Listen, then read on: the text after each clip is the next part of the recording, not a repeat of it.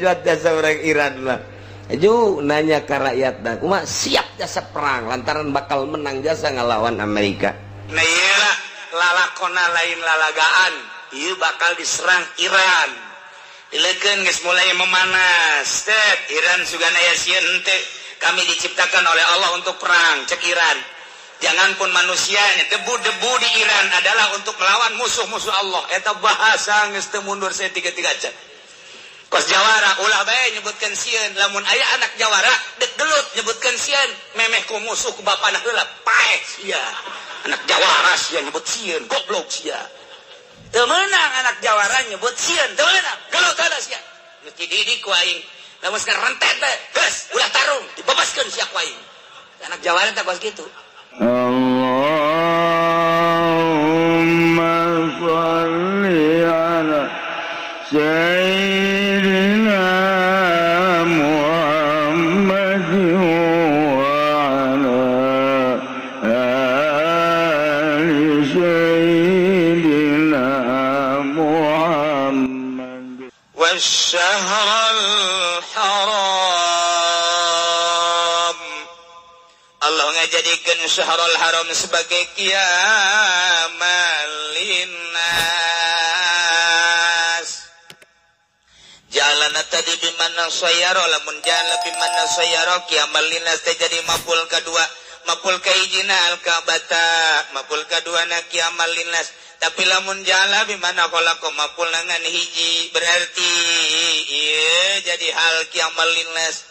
Tahai wa syarul haram di dieu teh keur dijadikeun maful kaduana, silakeun qiyamal linnas ngan dibuang lantaran geus cukup kunu awal atbusan li didelatil awal.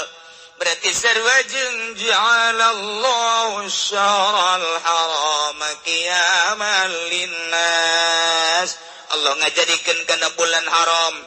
Maksud haram ti bimanal asyurul haram opat itu sebagai qiyamal linnas. Hiji bulan Dzulqa'dah, dua bulan Dzulhijjah, tilu bulan Muharram, opat bulan Rajab. Eta teh ngaranna asyurul hurum. Eta teh teu meunang ngayakeun peperangan. Karakter urang Arab anu biasa peperangan resep perang bae lantaran nyana teh ingin meluaskeun ieu denah-denahna.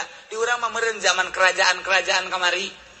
Kerajaan Jawa Timur, kerajaan Jawa Tengah, kamari di urang zaman kerajaan memeh merdeka teh raja ke diserang, ke sarua urang Arab berkarakter kos kitu. Urang ge panuturkeun itu. Nah ieu di bulan eta mah teu meunang silih serang. Di bulan-bulan Asyurul Hurum teu meunang ngayakeun peperangan. Hiji bulan Habib, kedua bulan Haji, tilu bulan Muharram, opat bulan Rajab. Berarti lamun eureun perang qiyamal linnas jadi ngangeunakeun ka manusia sebab perang resikona adalah nyawa. Aman asal datang ke bulan Dzulqa'dah, bulan Dzulhijjah, bulan Muharram, bulan Rajab, ieu teh ngarasa aman manusia lantaran dilarang perang. Ku ari mah geus teu make etika perang teh. Geus teu make aturan-aturan ku ari mah perang teh. Jeung eueuh lapangan perang nagara bae ku ari mah dijadikeun lapangan perang. Baheula mah lapangan perang adu kekuatan teh ditentukeun tempatna. Ku ari mah teu lantaran nuklir bom. Di mana bae geus make sensor. Anu loba jelema.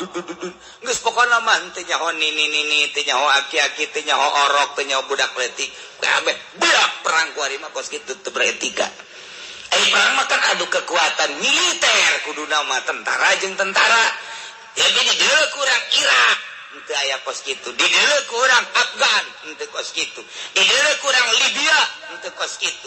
Berarti tidak menutup kemungkinan Indonesia ge bakal kos kitu. Pangheulana Cikupa. Lantaran di dinya aya nambok mah beureum sabeula teh. Jagong. Cikupa lah. Gara-gara pindah sih orang Cikupa. Geus dikieulkeun bae moncongna teh. Tinggal mencet bae remote aja. Terus sepatan. Pasar Kemis banget teh. Kaliwat ku jan. Kepetelan doang. Ya Allah ya Rabbi, lain lalagan perang ayeuna mah. Jelemana di dari itu di Amerika make remote. Iran geus siap nyeun nuklir, nyeun rudal anu geus didatangkeun ka Amerika. Uji coba geus ka laut. Amerika sabaraha jarak tempuhna, sabaraha jauhna, dicoba ku ari nuklirnya na. Ternyata bisa ke Amerika ge bahkan leuwih. Nu mantap sugan iring-iring urang Iran teu siap perang. Sedangkan baheula geus Amerika lawan Iran. Kapan Amerika? Mada ku ari geus mulai deui Amerika. Cak Iran teh siap wae diluncur-luncurkeun ujianan. Tapi kan Amerika teh boga kos kitu tanya nama perang teh teu puguh. Bom apa di lubuk. Geus teh nyaho tentara teh nyaho sipil pilot kabeh. Eta doang teh teu make etika kos kitu teh. Nu mantap baheula Irak yang bunker teh sugan teh mah jang rakyatna ka jero. Ketika diserang kok Amerika, rakyat asup ke bunker. Ternyata bunker nama memang aya ngan jang digunakeun wallahu alam jang Irak. Sebab anu nyieun bunker teh kapan orang Perancis. Pintu ke-1 nu nyieun orang Perancis, pintu kedua nu nyieun orang Inggris, pintu ketiga insinyurna maksudna orang Amerika sorangan. Pintu keempat orang Jepang. Geus jelas eta mah lantaran pembuat ngaku nu paling dahsyat adalah orang Perancis tapi teu digunakeun ku Saddam Hussein. Wallahu alam perjanjianna Irak pasti engke tah jang kupah. Berarti Saddam Hussein teh lainlah leutik-leutik jelema. Berarti Saddam Hussein geus jauh riwayat hadis ieu bakal diserang dahsyat gede-gedean sebelum kitu abad ke-15 bakal diserang deui kupah nu mantap. Eta teh di kupah teh liangna ternyata bunkerna mah ke Basrah. Bunkerna ke geus ese nyaritakeunna lantaran orang Perancis kan nu nyieunna selesai tembak. Orang Inggris insinyurna nu nyieun selesai tembak. Orang Amerika nu nyieunna selesai tembak. Nu mata geus kehilangan ku ari teh. Geus aya mah bunker mah aya we ngan nya kan pernah nyaritakeun beres ditembak jadi dokumentasi dikaburkeun. Pun kieu nyaho ngilu aing. Masyaallah. Teh teh digunakeun kamari teh digunakeun ngan pernah aya muka doang kitu tah. Ternyata ieu mobil tank baja teh ketika eta muka eueuh lebe ditembakkan ku Amerika. Eueuh ka mana cenah eta? Misteri cek urang Amerika.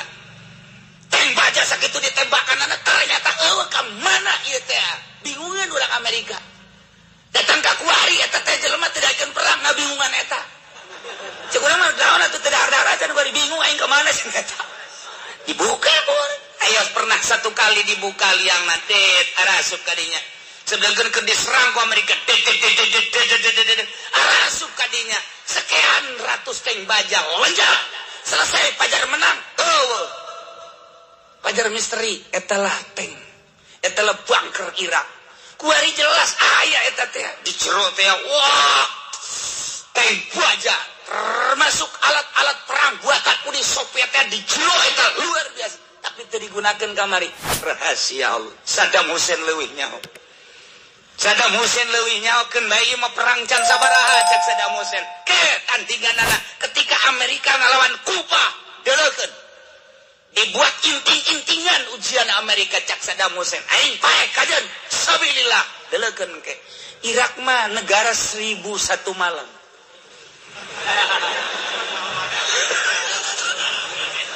Lantaran Abu Nawas aya di Irak. Lain lalawara tuh. Atuh siji bae atuh Saddam Hussein naonan atuh tangkal korma dijieun seperti rudal sekat diberangkatkeun datang ka Riyadh. Sion kabeh. Remote dikirkeun teu harurung. Cek Amerika kontenet netan remote urang. Ieu naon ieu beusinga jegur bang. Pabeh lalaunan lalaus make antino. Aku mah astronot. Biayana sabaraha triliun teh. Anti astrono itu anti rudal. Dikit geus deukeut teh daekeun sasada remote. Di dalam atuh horengan tangkal korma. Sabaraha triliun da iyalah 1001 malam Abu Nawas hudang harita teh. wallahu alam jasa Saddam Hussein nage teu kanyawan manya beunangna teh keur mandi nya teh di wahangan letik di begitu di kuduna mapan eta teh di strum ngaku tapi henteu datang ka maut wallahu ada misteri Saddam Hussein mah misteri ka mana ayeuna bejana mapan Saddam Hussein teh aya di Bojong gari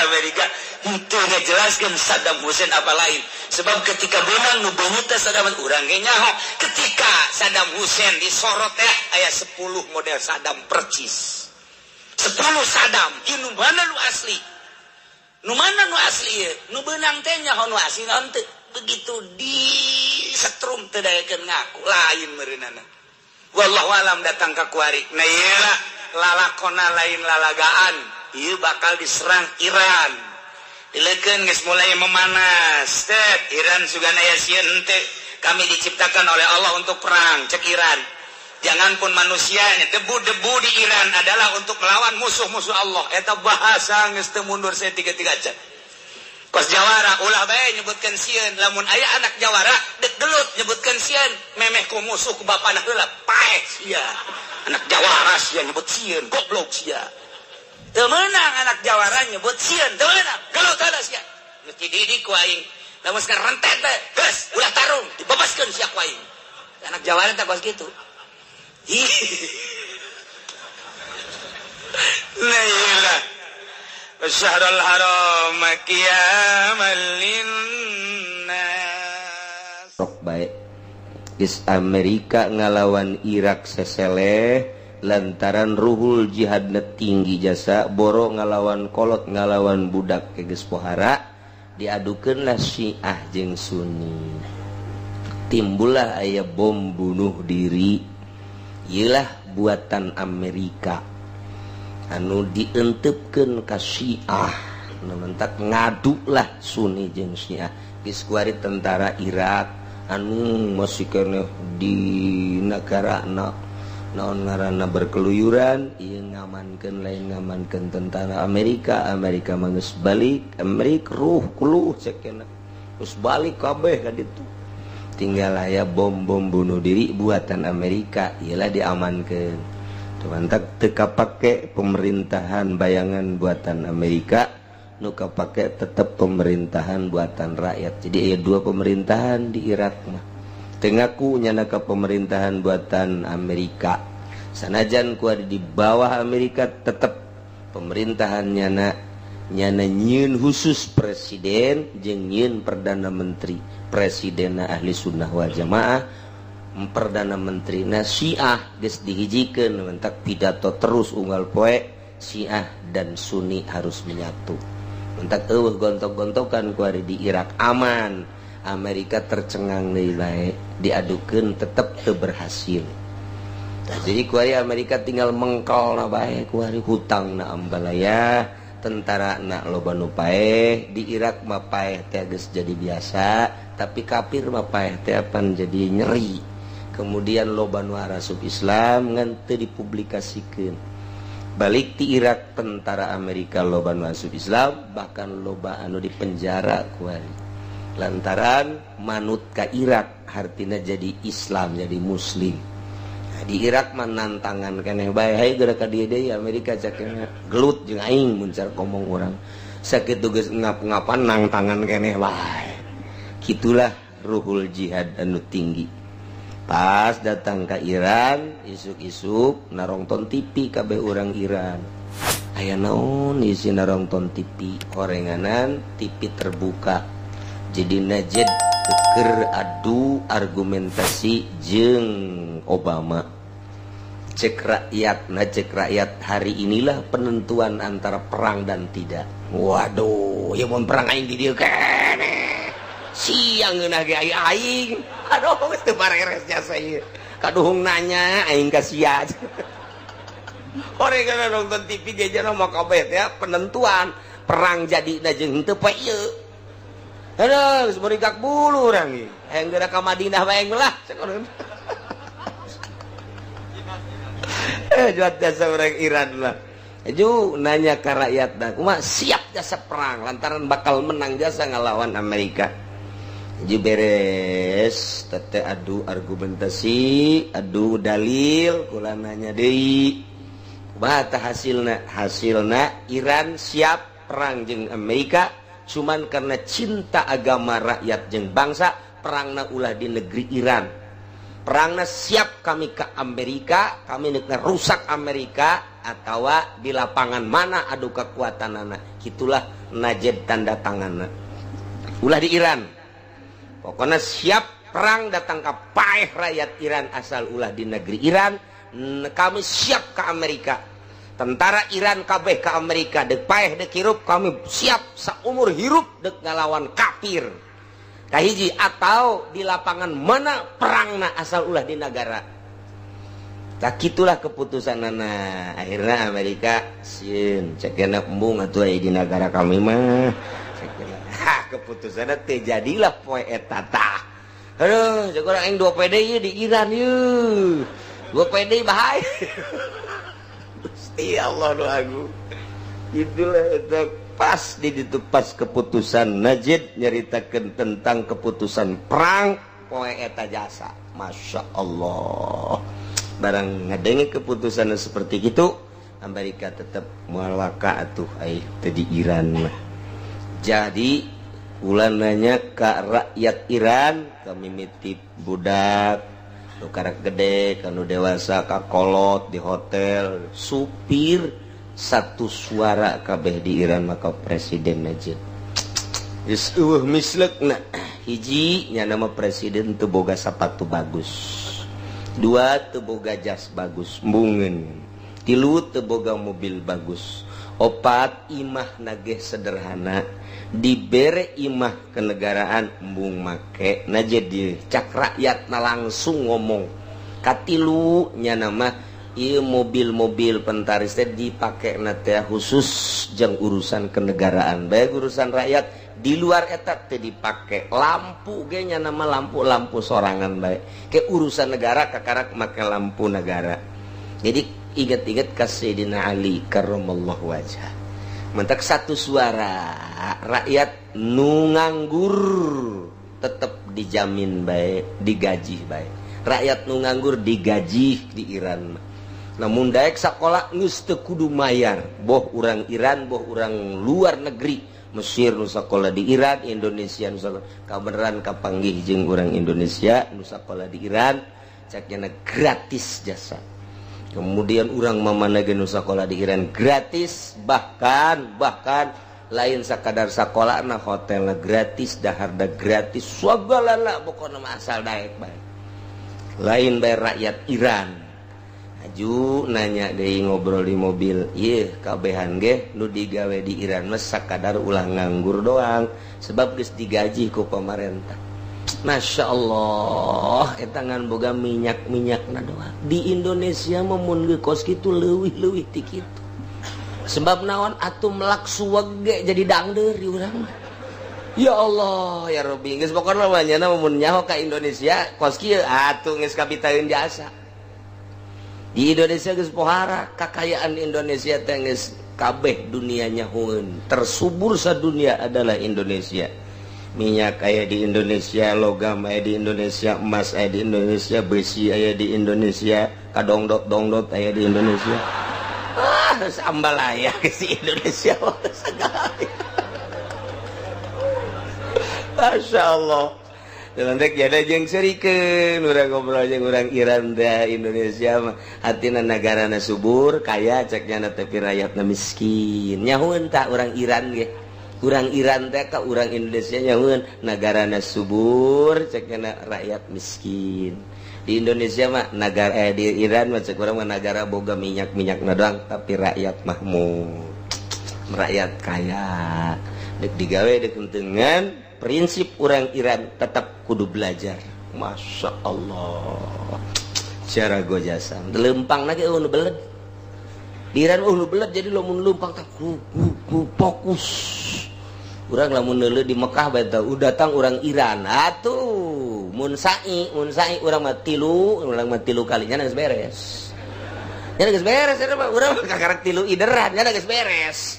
nu tadi teh ka mana cek urang guandeng teh Allahumma geus anggeus urang ka karak 3 kakak 3 ge aju ngaso kunaon nyekelan suku disek-serikeun ku urang luar negeri masyaallah etalah lalakon ziarah terus Madinah mah teh geus biasa ziarah ka Kanjeng Rasul terus ka Mekah. Jadi salila perjalanan alhamdulillah eueuh nu muriang eueuh aya di hiji bapakna Haji Rura Oji terakhir di sekolot bae didorong-dorong terakhir sapoe dedek balik rada muriang panas tapi ku hari biasa balik deui alhamdulillahirabbil kukula disalam-salamkeun sekula assalamu alayka ya auliya Allah assalamualaikum ya auliya min talamin ti murid-murid kula ti kawau kula kabeh disalamkeun ka Kanjeng Rasul kabeh disalam-salamkeun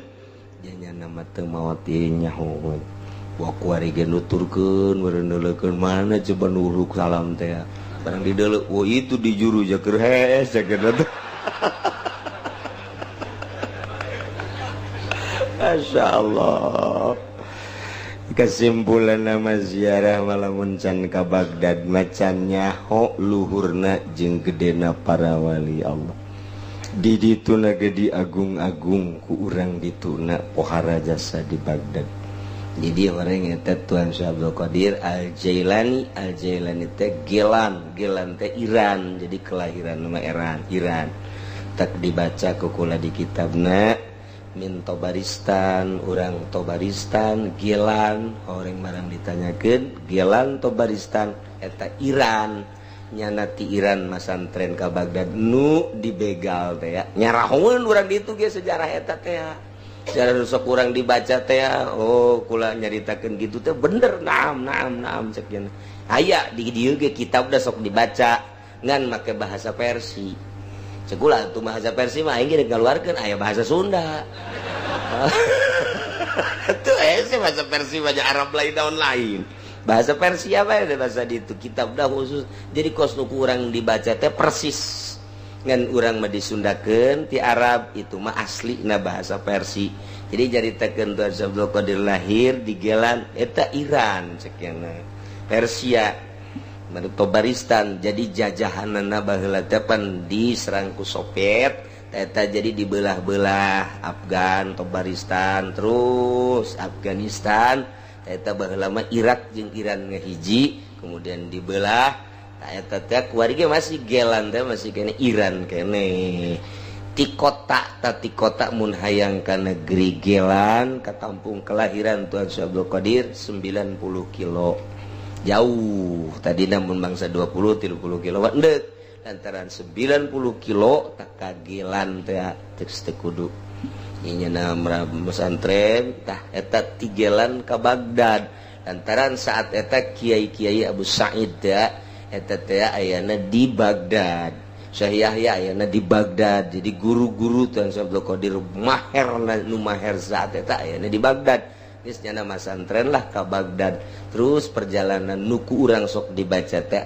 bener teh di ditu ge sok dibacakeun ngan hajut teu balik deui ka negrina lantaran muka pasantren majelis taklimna masyaallah saablag-ablag jadi dimakomkeunana diurut imahna kemudian pasantren majelis taklim ngan meureun baheula mah ribuan ku hari mangajina meureun ku incu-incuna saetikan jadi ongkos anu kumasih henteu ditincak ku jelema teh wah majelis taklimna pohara jasa pemerintah mah aya 20.000 30.000 ge asup ka majelis taklim ngan geus teu katincak ku jelema ku hari tinggal urut-urutna bae hartina ngan gara urut sejarah baheula belah dituna di deket majelis aya anakna dimakomkeun di dinya ngan kurang pati daratang ka ditu geus tinggal kos bangunan kolot bae ngan gedena eta majelis taklim pohara meureun baheulana ribuan ngajina Tuan Syekh Abdul Qadir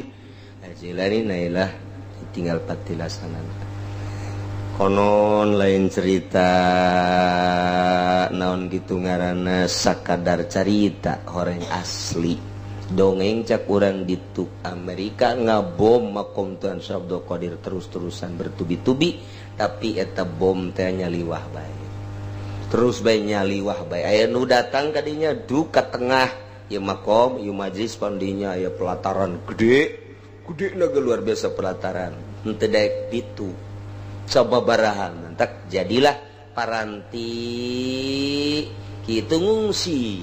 Jadi masyarakat Iran lamun pelobah dinya keur diboman ku Amerika kadarinya aman.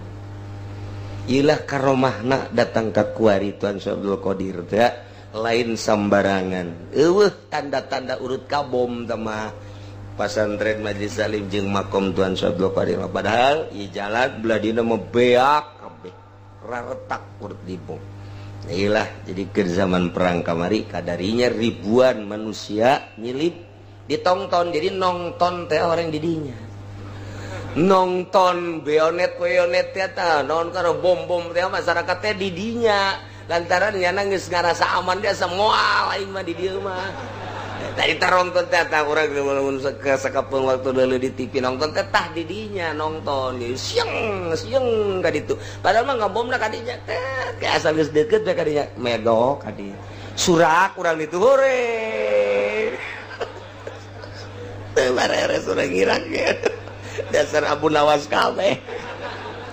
Seserian nonton bom teh didinya orang lantaran aman jasa. Masya Allah teh telah nu mentok kuariat jubel bae nu ziarah teh sakumaha naon bae. Terus teu eureun-eureun sadunia ti mana-mana daratang kadinya. Tak begitu datang orang Indonesia aneheun. Isi jelema tah lain ceknya leutik amat. Betul orang Mesir sekolah waduh walau deh datang teh ya wala leutik aja tambah lapar pan berarti leutik bae pan Masya Allah Gusti Allah nu agung berangkat di Iran ke Teheran ke Mashhad ke Dubai jadi ke Madinah sapoe 3 kali naik kapal capek naik kapal ti mimiti sieun datang ka teu sieun datang ka resep datang ke Olab naik kapal teh. Naik kapal deh. Teh berangkat teh sapoe 3 kali naik kapal teh ti Iran ka Teheran terus ka Mashhad terus ka Jeddah 3 kali naik kapal. Masya Allah. Di Jeddah karak naik mobil ke Madinah naik mobil tambah. Jadi kesimpulan nama ziarah tegas alhamdulillah berkat doa kabehan. Kurang kabehan ziarah sanajan rombongan kula hungkul nu ziarah tapi kabeh dizarahkeun ku kula dizarahkeun supaya diaku murid kabehan teu diwijil-wijil khususna nu ngaraji di majelis taklim di dieu umumna dulur-dulur urang kabehan ku kula dibejakeun ka Tuan Syekh mudah-mudahan dianggap murid. Tah gitulah lalakon ziarah barang datang di kapal kukula ditanya ka sababaraha jamaah ya urang geus datang ka Jakarta mun gratis kita ka Iran deui woi cak jana ieu candahar gratis semungeun bu aja pending ditanya ji dae ka Iran ge heula cak jana nu sanggupkeun ditita ka Iran deui sakira-kira aduh can kabayang hayang geurang ngadahar goreng sangu ya Allah ya Rabbi nya hokos kitu mah tah pamingpin aturan mere beja ka urang kumaha mere beja lantaran di ditu sangu geus di dieu nyieun kupat anu tetel teh naon garang-garangna nu padat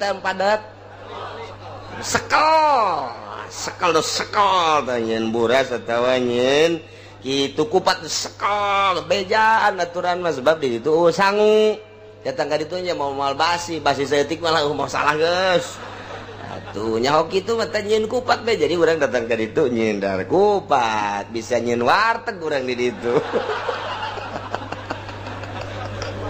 ya Allah ya Rabbi teh jadi lalakonna pohara bungahna aya ketika atuh kitu kukumpulan kabehan seserian kemudian di hotel itu serba bintang hotelna luar biasa, kemudian itu sedihna loba nu tinggalin jeung lapar, ai gregetna ieu pamimpinna teu ngurusan endahannya milu ka urang, pannya pamimpin tapi nya milu ka urang, wah ieu teh akur ya urusan ieu. Tapi geus kos kitulah alhamdulillah tetep henteu dikukumakeun sebabnya nu ngajalanan atuh geus masalah.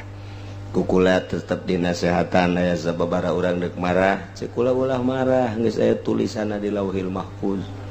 Aju cicing deui. Sungutna cicing hatena tetep henteu. Ji atuh deuk marah batu sarua. Suku lagi hayang marah ngan deuk naon tuh marah mun kitu mah marah aja berubah jam moal. Maning ulah marah. Geus di nolkeun we ieu mah geus kabeh geus aya tulisanna ti Gusti Allah. Geus bae dia boro-boro nulungan batur pamimpin ge pugunya kakarak datang ka Irak nya ge bermasalah deh sarua bae. Hampir teu ka bawah pugunya ge pamimpin. Nah gitu kan aya gaid-gaid di ditu Habib hiji Habib Hisyam, kedua Habib Syekh.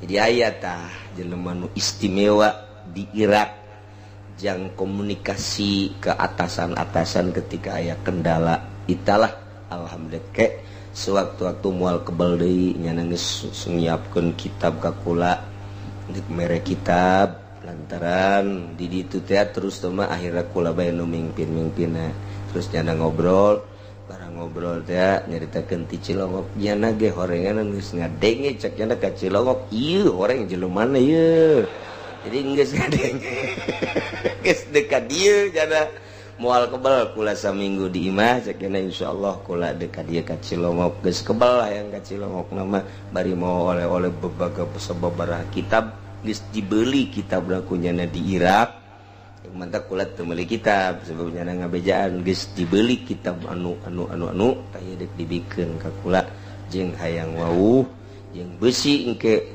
jamaah Cilongok nu hayang ka Irak deui nyana siap kanteur geus kukula engke dipersiapkeun saha nu deuk ka Irak da ieu disiap cenah nganter deui ka ditu nyana mah Habib.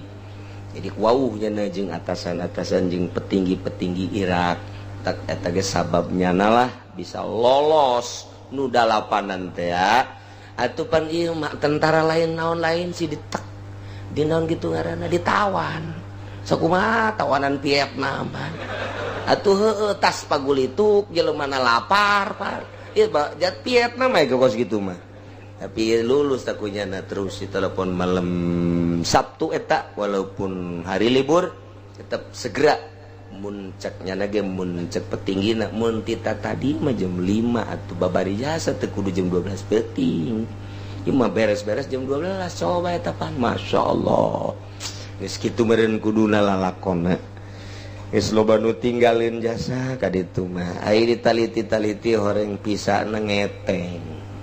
Jadi di dia hese ka Irak mah hese nu muka ka Irak mantap travel mana nu muka ka Irak moal aya urang kuari deuk ka Irak hayang make travel mana moal bisa tama kudu ka Dubai kayak di Dubai ka Karak nyen bisa menuju Irak gitu. Jadi eta ge langsung ka Irak beres ngan eta can anggeus bisa nu dalampana gitulah wasilah nama mantak alhamdulillah datang ka Kiwari paling kabehan di Madinah panas di Mekah leuwih panas kula nanya ka Fauzi aya naon ngaranna Mukimin urang dangdeur anak Kiai Haji Sayuti panggih ngajemput kula nanya sabaraha derajat emang ji ieu di dieu kuari sekitar 52 paingan panas jasa kana tarang 52 ngan urang Arab mah pinter ngabohong kunaon tuh dibejakeunana mah 48 bae sebab belum dibejakeun 52 urang Arab embung kaluar besi paeh cakna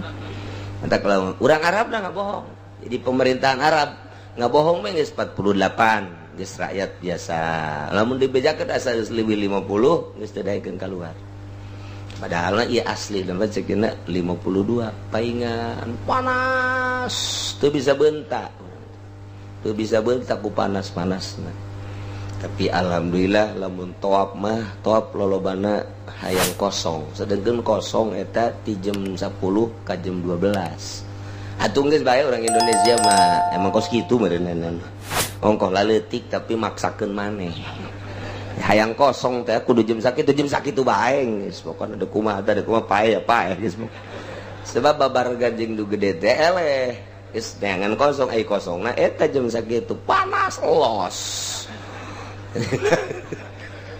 nuntak barang balik teh hampir kos urang negro hari deung toap lah dideulekeun di hotel lantaran hotelna deukeut di hotel Hilton jadi kadeuleu Baitullah geus macet keur lobana jamaah saeutikna nu toap kadeuleu barang dideuleu sore mah datang ke peuting pinuh bae nu kosong teh ti jam 10 11 jam 12 eta bae geus dihantem kosong geus batur mah harees urang mah toap eueuh masalah geus pokona penting kosong bae. Ya Allah alhamdulillahirabbil alamin ngadoa ka Gusti mudah-mudahan kula sarombongan jeung urang kabehan bisa ka ditu bisa ziarah ka Baghdad ka Sultan Aulia oge ka para wali-wali Allah terutama ka Kangjeng Rasulullah oge ngalaksanakeun umroh di Mekah nu maksudna urang kabehan hayang menang ridho Allah Subhanahu wa taala nu mantak didongengkeun lantaran lamun daratang ka imah dongeng deui dongeng capek geus kudu nanyakeun dongeng geus sakaligus dongeng kabeh kadenge ku kabehan kos gitulah perjalananana jadi 7 poe mah lapar nu 7 poe deui datang ka Madinah kakarak rada deureus banggih menu atau masakan-masakan rada deureus tapi anehna sakitu lapar teu karasa lapar ku bungah jeung deui meureunanan kunaon ku babarengan biasa bae masalah lapar teh tah kitu ya ziarah ka para wali-wali Allah Subhanahu wa taala sehingga barang diamati 30 sekian juta asa murah lantaran naon bisa kapanggih jeung sultan-sultan aulia jeung kutubul aulia nuku urang sok dibaca unggal poe unggal kitu nu boga silsilah mah pasti unggal poe lah dibacana kemudian atuh dina haul sok urang dibaca eta kabeh araya makom nuk dibacakeun dina haul eta sebagian besar adalah di Baghdad jeung di Iran. Kemudian ka mana deui tuh ditukangeun makom Imam Ghazali aya penjara bawah tanah eta lah anu di penjara teh Ali Ridho teh begitu di penjara di bawah tanah Raja Harun ar-Rasyid eta teh sorangan di jero tanah sapoe 2 poe 3 poe batang ka saminggu teh dibere dahar teh nah dek dibunuh kadenge ribuan jelema nu zikir di jero tanah rame ribuan jelema la ilaha illallah la ilaha raja kaget kobehan kaget coba tempok lobaan amat tempok sorangan keur zikir la ilaha illallah tapi kadenge ribuan puluhan ribu diangkat ka luhur sanggeus diangkat jaman diasupkeun di kejar zikir deui ribuan puluhan ribu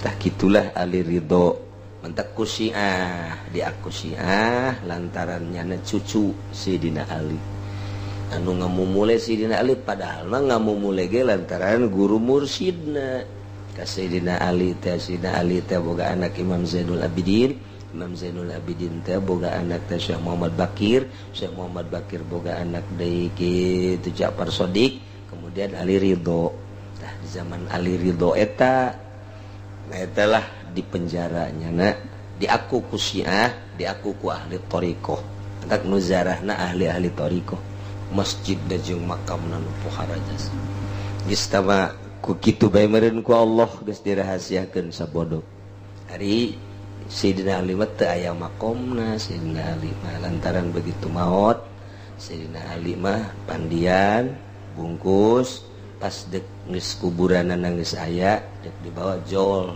kuda ti luhur langit diangkat ka dinya ku jelema teu wauh meureun malaikat dibawalah ka luhur langit geus teu aya makomna Sayyidina Ali mah aya ge patilasan bumi nah geus eueuh makomna makom Sayyidina Ali bohong eueuh bae di Iran eueuh di Irak eueuh aya ge bumi Sayyidina Ali karramallahu wajah jeung naonna jeung masjidna urut sapopoena gitulah Sayyidina Ali.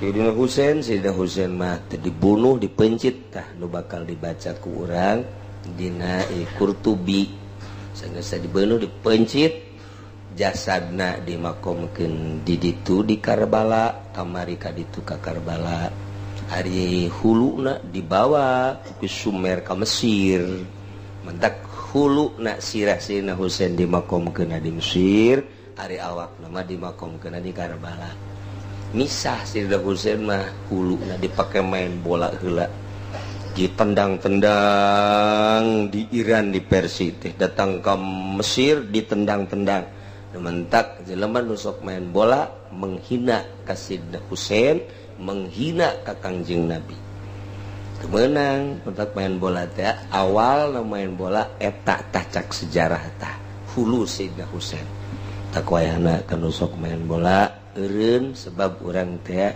dilaknat ku Kangjeng Nabi saya jelema nu kitu najongan bola sarua jeung najongan hulu Sayyidina Husain naudzubillah min dzalik ulah kitu menghina geus kitu mantak nu ngagedekeun main bola teh Yahudi sebab naon baheula teh nyana neruskeun baheula oper ditendang dioper ditendang dioper ditendang dikembangkeun jadilah sepak bola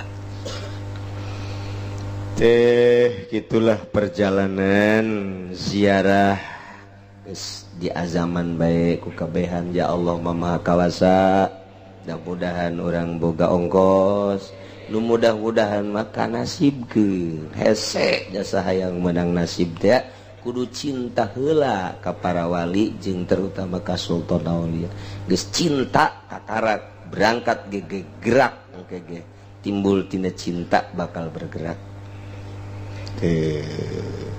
wa abdun syaraka hurran wa yugdalu abdun syaraka hurran fi abdin aya hiji jelema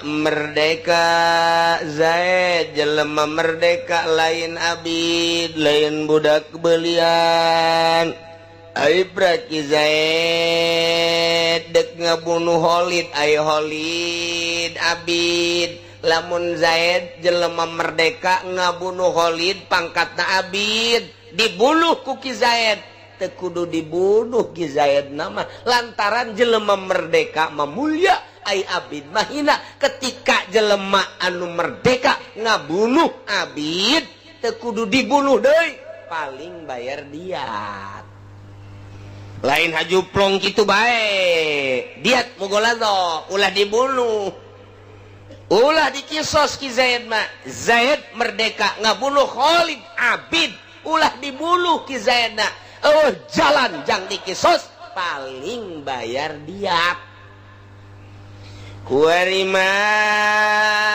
aya Umar pangkatna abid Neleki Zaid ngabunuh Ki Khalid abid eta Ki Umar ngabantuan Ki Zaid ngabantuan hendak sing ada ulah salah babantu jadi Ki Umar neleki Zaid seorang merdeka Ki Umar nama abid rejengan ngabantuan kaki Zaid ngabunuh Ki Khalid tah ayeuna eta Ki Umar ngabantuan Ki Zaid dalam rangka ngabunuh Ki Khalid ta eta Ki Umar nu pangkatna abid lantaran sapagodos jeung nu dibunuh ta eta nama Ki Umar nama tetep wajib dikisos sebab akur jeung nu dibunuhna Ki Zaid mah bayar diat geus wa abdun bunuhlah Umar nu pangkat abid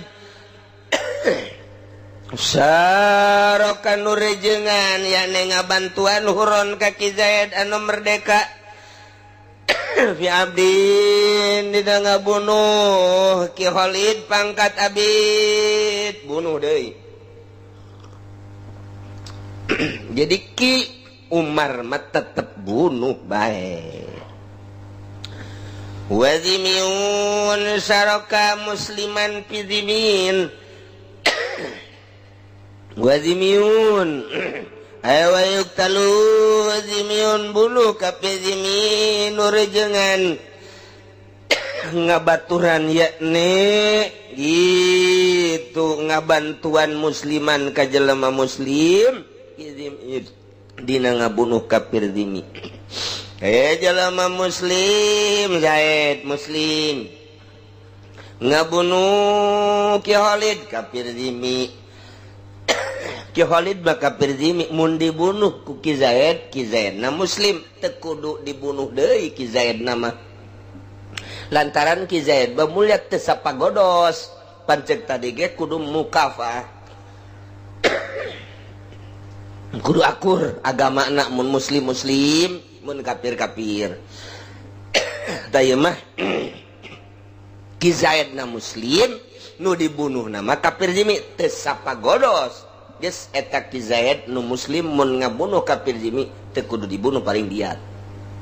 Tapi aya Umar sarua pada kafir zimi ngabantuan ngarejengan kaki Zaid nu muslim dalam rangka ngabunuh kafir zimi tah eta Ki Umar babantu kaki Zaid anu Ki Umar napa kafir zimi sapagodos pan Ki Umar mah jeung Ki Khalid nu dibunuh nazimi ari Ki Umar ngabantuan Ki Zaid ta eta teh babantu na eta nyana kanu dibunuhna ngabantu ngabunuh ka muslim wajib bae eta mah ja akur ieu bunuh geus Ki Zaid nama teu kudu dibunuh tapi ari Ki Umar nama bunuh wa kadza syariku harbin wallahu a'lam bissawab.